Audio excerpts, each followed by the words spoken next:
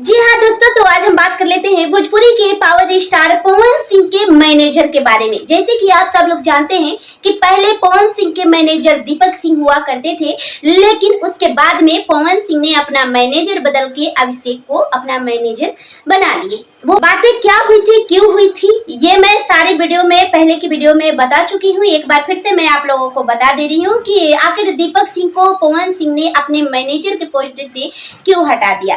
ज्यादातर मुझे पता नहीं है, लेकिन इतना पता है कि शायद दीपक सिंह को पवन सिंह ने इसलिए हटा दिया क्योंकि उस वक्त ज्योति सिंह और पवन सिंह के बीच कुछ भी अच्छा नहीं चल रहा था। लेकिन पवन सिंह और ज्योति सिंह के बीच जैसे ही अच्छा चलने लगा, उस वक्त जब काराकाट से चुनाव लड़ रहे थे पवन सिंह, तब भी पवन सिंह के मैनेजर दीपक सिंह ही थे।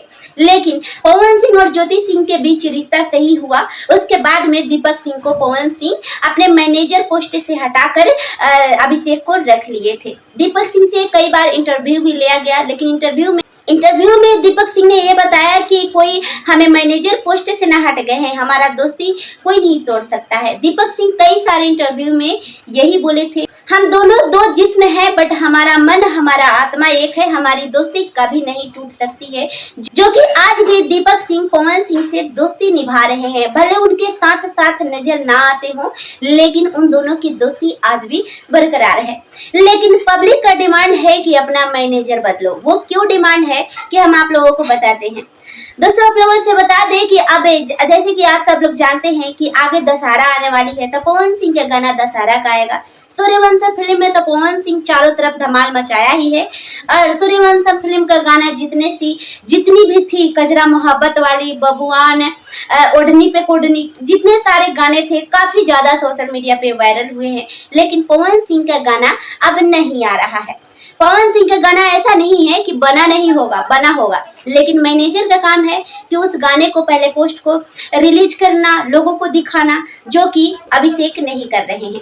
लोगों का कहना यह है कि पवन सिंह के अपने मैनेजर से सिर्फ पवन सिंह ही खुश है, बाकी उनके मैनेजर से कोई खुश नहीं है। अभिषेक भैया, आपसे कोई खुश नहीं है।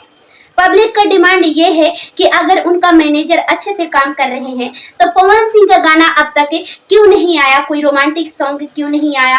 बस जितनी भी सॉन्ग थी सूर्यवंशम फिल्म की थी, लेकिन अब तक पवन सिंह ने कोई गाना बनाया है कि नहीं, अगर बनाया है तो रिलीज क्यों नहीं हुआ, उसका कोई पोस्टर भी रिलीज क्यों नहीं हुआ, ऐसा कुछ भी नहीं हुआ।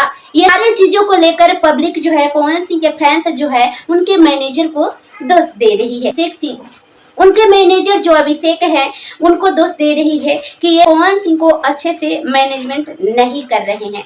मेरे कहने पे नहीं, लेकिन ऑडियंस तो भगवान के रूप होते हैं, आप सब लोग मानते हैं, तो उनके कहने पे पवन सिंह का कोई रोमांटिक सॉन्ग आना चाहिए, क्योंकि आगे चल के पवन सिंह का देवी गीत ही आएगा।